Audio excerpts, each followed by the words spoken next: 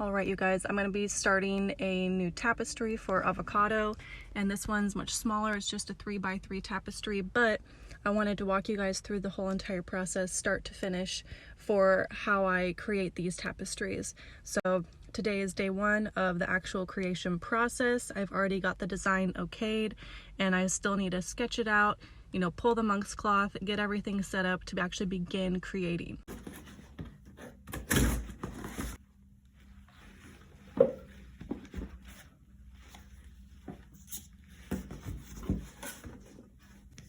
All right, so this is my 4x4 frame. I've got gripper strips along here. Next time I make a frame this size, I'm gonna go the extra mile and just buy the 4 or 5 inches for either side here, because it's just too slack right here when the monk's cloth gets pulled. It still works, but it's not ideal. So I'm gonna pull the monk's cloth on this, and then I need to sketch out the design and make it to scale.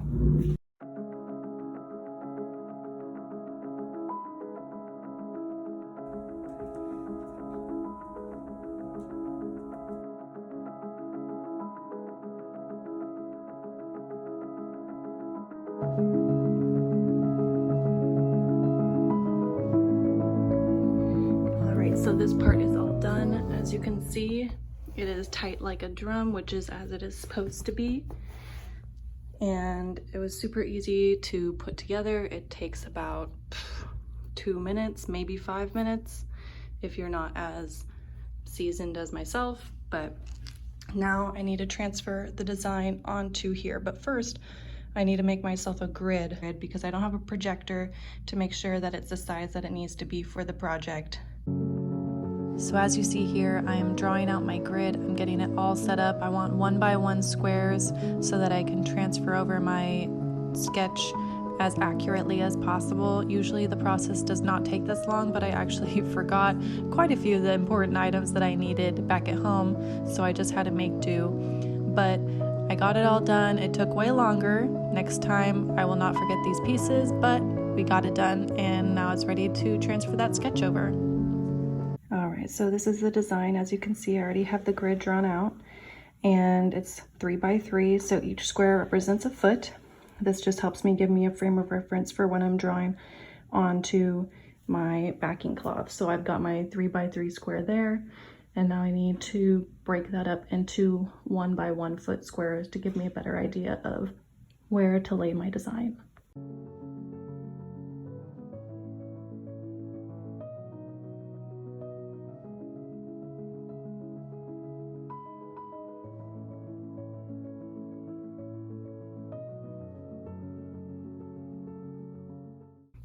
So when I'm tufting up this way, so my image will be the correct direction. If, however, I drew the drawing here and then I tufted from the back side through, then my end product would actually be a reflection of that, which is not what I want.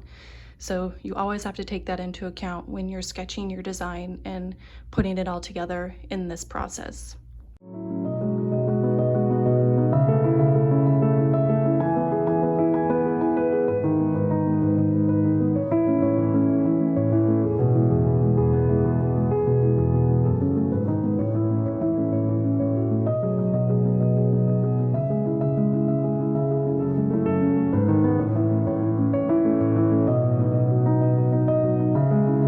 So I'm going to trim, give this a little bit of shape, and then I need to sew along this area some straw. So that's going to be the next step.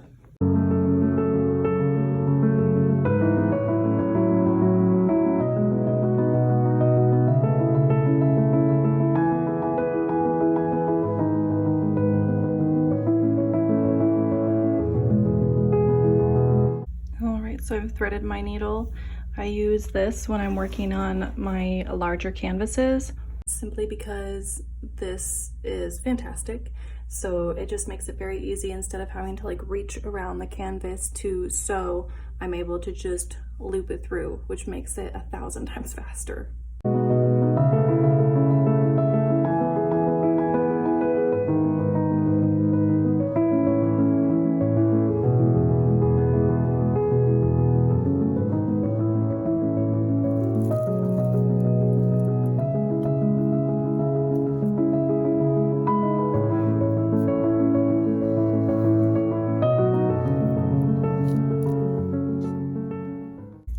right, so now I'm going to be tying more straw to this twine. I've already added it over here, but I need to do the top section over there, so time to get making knots.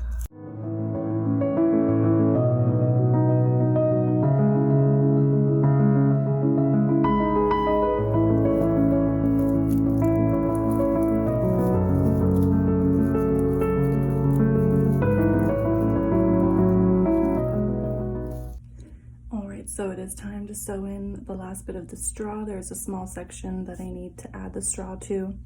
So let me show you guys what that looks like. All right, so I have the straw that I need to attach. I've already attached it here. Now I need to attach it here.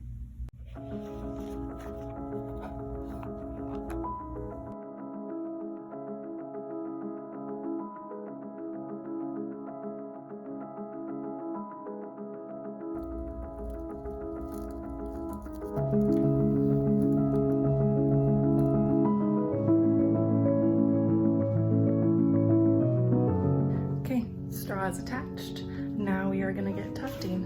So I have these two sections to do, and then after that I need to trim, and then I'll work on backing them.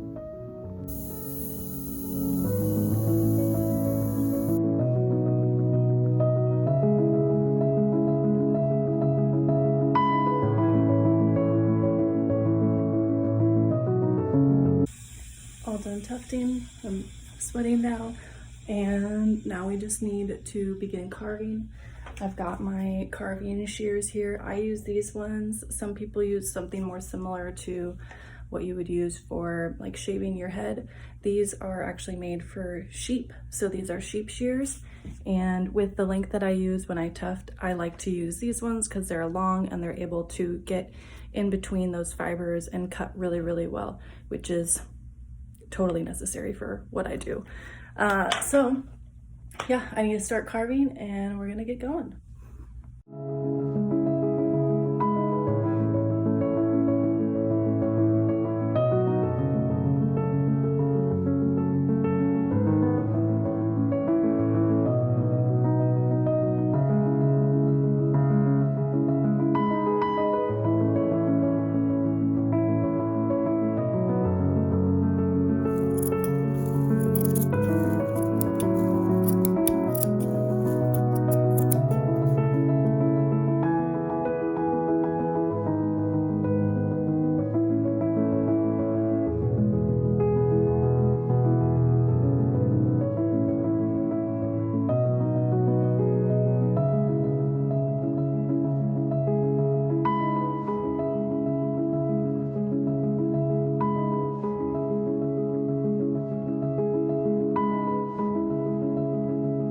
So the kids are down. I am going to do the final steps of this tapestry, which is just the backing.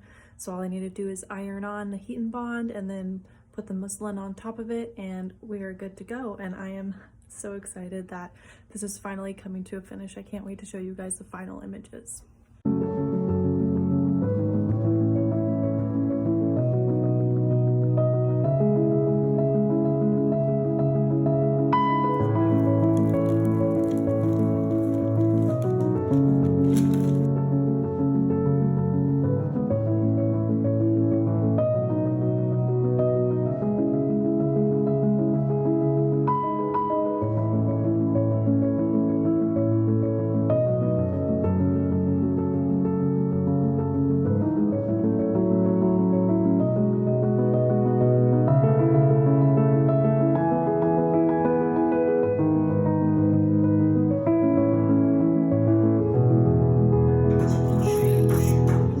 It's all done, and I can't wait to show you these final images. I hope you guys enjoyed watching me make this tapestry, and I would love to hear your feedback and comments, so please let me know what you think.